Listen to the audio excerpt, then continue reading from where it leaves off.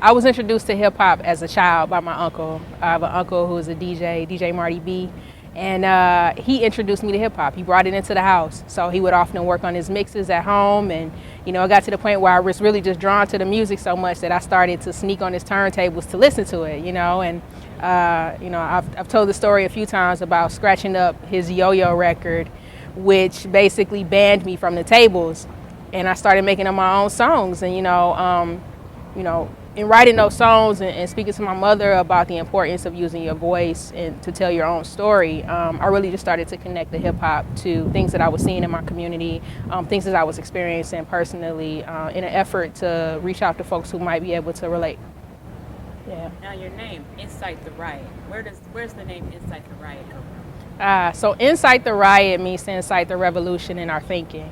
I was originally Lonnie B. That was my rap name. As I got older, I didn't think that fit too much anymore. It kind of had like a 1980s ring to it. And so a friend of mine coined me Insight. She's like, your lyrics are full of like wisdom and instruction. You should do insight. You should be Insight. And I happened to have written a song called The Riot, and something just clicked for me that this should be a part of your name. This embodies what you are trying to get across to folks. And so most people know a riot to be kind of uprising or some sort of rebellion or something of that nature. But really, if you look a little deeper in the dictionary, a riot is just a brilliant display of emotion. And so to me, I feel like when I perform or when I rap, I am doing just that. I'm able to express myself without barriers. So women in hip hop, we have a new brand of women in hip hop, a younger generation of women in hip hop that are coming out.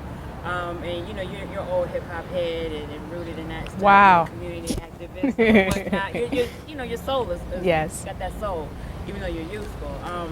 Do you see a connection between like old school hip hop and the new school hip hop?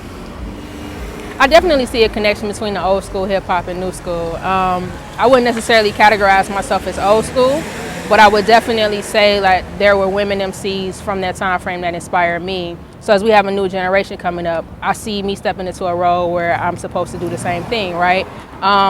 Also, I feel like with the younger generation, the older generation has a lot to learn as well. So it isn't just this kind of hierarchy of, you young whippersnappers do it this way, but really learning in both directions, right? Learning, what's happening on the ground. They're on the ground. They know what's happening. And then being able to articulate some of my experiences to them so that they can, not make some of the same mistakes. dope. So what new projects you got coming up? You know, what have you been into? Yeah, so I actually have a new project dropping this summer in August. It's an EP called Girl Meets Beat. I'm really looking forward to it. I think a lot of folks will get some stories out of this project, a little bit more personal content than what I've shared before that really explains why my message is about perseverance and keeping going. So that's coming out the first week of August. I also have an album release party that's going to be on August the 7th at the Detroit Contemporary Art Institute. That is also going to be part music event, part photo exhibit. Got a lot of cool special guests performing, collaborating with a really dope Detroit photographer, Rihanna, and in art. So, just really looking forward to it and hoping folks come out. Again, it's on Friday, August the 7th from 6 p.m. to 9 p.m. Okay. Put my heart into this music like a transplant. Slow dancing with my dreams, they fornicating with the Sandman. Hip-hop Ciala Van Zant. Keeping my faith in the valley, I don't understand the word can't. Delay is not denial, that just mean it ain't been done yet. A short bet, like the dice loaded. Tunnel vision in my lane and only I opponent. Destiny is in my hands and only I control it. Still keep my eyes to the hills where my help comes from. God gave me my song, so I play my drum. Embrace my struggles, lotus flowers only grow through mud. Never straddled the fences, either fear or love. But I could tell I'm getting closer because the obstacles are stronger. My energy is high, pump like a super soaker or a red bottom. Similar to where I started, had to step out of the shadows like my name was James Harden. Collaboration in hip-hop is super important to me. I mean, it may sound cliche, but team, right? Together each accomplishes more. And the reality is being able to connect with other creative folks can just take your own creativity to another level. Also, everybody has their own gifts, right? So I might be good at songwriting, but in order for me to bring that vision to fruition, I may need to connect with a dope producer. And so none of us gets anywhere by ourselves, and it's just super important to be able to connect with other people to support their efforts and to have them help support yours. So your second question is, how do I use hip-hop? I really feel hip-hop could be a tool for personal development. So I use it, to really, through music, help folks reframe how they look at their own limitations, reframe how they look at their own obstacles. Our obstacles and challenges can really be opportunities for us to grow and excel. In my own work, I do workshops with young people and women on those same topics. I also do performances where I intentionally take hip-hop and that message into environments that you may not find it regularly, so into a corporate space or into award ceremonies that are, usually may have like a band or something playing, like really bringing hip hop in and shaking up people's mindsets about what it can be. So I just kicked off a concert series with my buddy in rhyme, my sister in rhyme, Nick Love Rhodes, called Riots and Revolutions. We had that first show at Dime just a few weeks ago here in Detroit.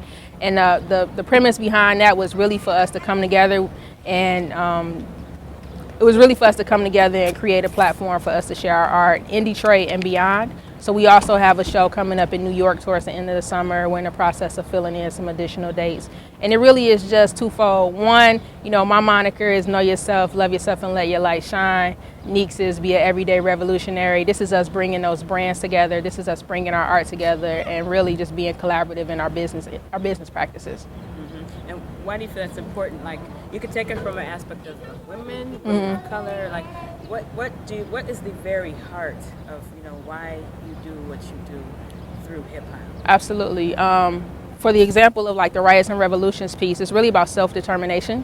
It's really about defining our own lane. So for instance, a lot of women artists are kind of marginalized. They're boxed in. You will see women who really are either hypersexualized or super duper masculine. And I think for us, this is really about not moving in a direction that's different from who we are. It's just about being authentic and creating a lane and a platform for ourselves, connecting to folks who really identify with our music and being okay with connecting with those audiences. The best way to get in contact with me is through my website, www.insitetheriot.com. Same thing on social media, Instagram, Twitter, Facebook, is all insitetheriot.com. Connect with me. Oh, one more other thing. You may or may not use it, but any advice you want to give to this new generation of women who are out here and looking to make that connection between hip hop and activism? Absolutely. My advice to the younger generation of women MCs that are coming up who really want to be intentional about connecting their art to their work in the community is to be authentic. You know, be authentic. Don't silo yourself off. Find like-minded individuals and connect with them. There's power in collaboration. There's power in unity. That would be my advice to the upcoming generation of women MCs.